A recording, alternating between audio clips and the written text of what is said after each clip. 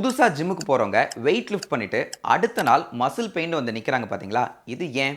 Delayed onset muscle soreness. அத பத்தி தான் இந்த வீடியோல நம்ம பார்க்க போறோம். இது ஏன் வருது? வர்றது நல்லதா கெட்டதா? என்ன பண்ணா இது வராம நம்ம பார்த்துக்கலாம்?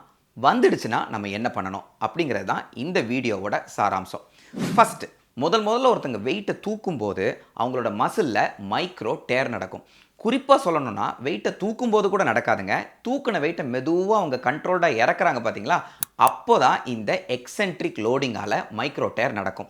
ஸோ நீங்கள் வெயிட்டை இறக்கும்போது பொறுமையாக பார்த்து இறக்குனீங்கன்னா இது வராமல் ஓரளவுக்கு பாதுகாத்துக்க முடியும். இது நல்லதா கெட்டதா அப்படின்னு கேட்டால் இந்த மைக்ரோ டேர் அளவாக இருக்கிற வரைக்கும் ரொம்ப நல்லதுங்க. ஏன்னா இந்த மைக்ரோ டேர் நடக்க தான் பிளட் ஃப்ளோ அங்கே வரும், இன்ஃப்ளமேஷன் அங்கே வரும், இன்ஃப்ளமேஷன் முடிஞ்சு ஹீலிங் வரும், ஹீலிங் முடியும் போது உங்கள் மசில் பிக்காகவும் பல்காகவும் மாறும். ஸோ இது நல்லது. வராமல் தடுக்கணும்னா என்ன பண்ணணும்னு சொல்லிட்டேன். வந்தால் சரி பண்ணணும்னா என்ன பண்ணணும் தெரியுமா? நீங்கள் எக்ஸசைஸ் முடிச்சுட்டு வரும்போதே நல்ல ஸ்ட்ரெச்சஸ் பண்ணிவிட்டு வாங்க. வீட்டுக்கு வந்ததுக்கப்புறமா ஒரு நல்ல ஐஸ் பாத் எடுங்க.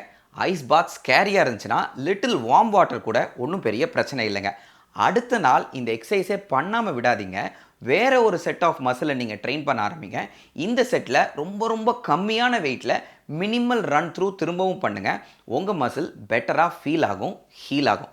இந்த கண்டென்ட் உங்களுக்கு பிடிச்சிருக்கு அப்படின்னா உங்கள் ஃப்ரெண்டுக்கு இந்த வீடியோவை ஷேர் பண்ணிவிட்டு நம்ம சேனலை ஃபாலோ பண்ண மறந்துடாதீங்க. Stay healthy, live with purpose.